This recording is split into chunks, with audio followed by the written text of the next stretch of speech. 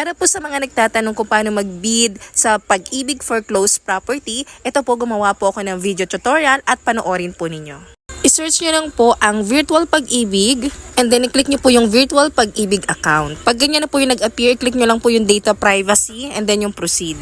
Scroll down nyo lang po and pahanapin ninyo yung properties for sale. Pag nakita nyo na po, click nyo lang po yan at ito na po ang mag-a-appear. Scroll down nyo po hanggang sa makita nyo yung list of properties for sale. Click nyo lang yan para ma-direct kayo sa properties list. Scroll down nyo ulit at hanapin nyo yung properties with no discount. Yun nga pala nasa properties with no discount, dyan yung mga bagong foreclosed properties. Makikita nyo nga pala dito mga mahadera yung tranche number at saka yung opening of bid. Para makita nyo yung list ng mga lugar, click nyo lang yung C-list. Nakalagay na nga pala dyan sa mga blue na yan, yung lugar kung saan nakalagay or nakalocate yung mga bahay. Napakaraming option mga mahadera ng lugar kung saan kayo pwedeng magbid ng bahay. Ang advantage nga din pala mahadera kung nanalo kayo sa bid ay 5% lang ng total contract price yung ibibigay ninyo o ida-down. For example, NCR yung bet ninyo. Pag click nyo yung C-list doon, ito ang mag-a-appear. Yung mga properties kung saan kayo pwedeng magbid ay yung mga nakalagay dyan sa yellow na yan.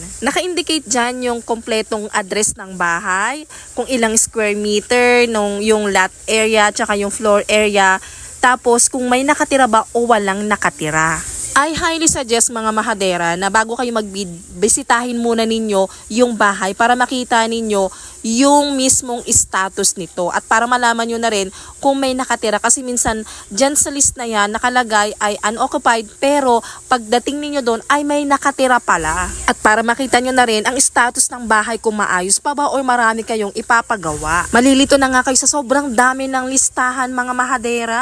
Sa baba naman ng list, dyan nakalagay yung instruction to bidders. So importante mga mahadera na basahin ninyo lahat yan para ma-make sure na tama ang gagawin ninyo bago kayo mag-bid.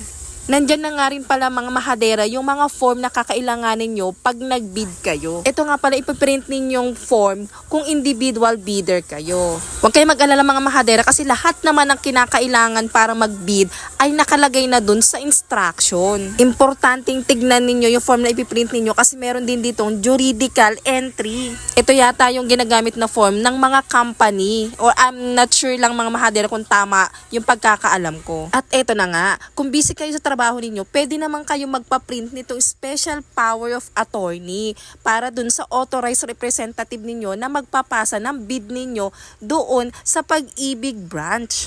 Kung long term ang pipili ninyong payment, pwede kayo mag-visit dito sa sample loan calculator para malaman ninyo kung cover ba lahat ng total amount na ibibid ninyo based sa basic salary ninyo para hindi kayo magbayad ng equity. Thank you for watching mga mahadera!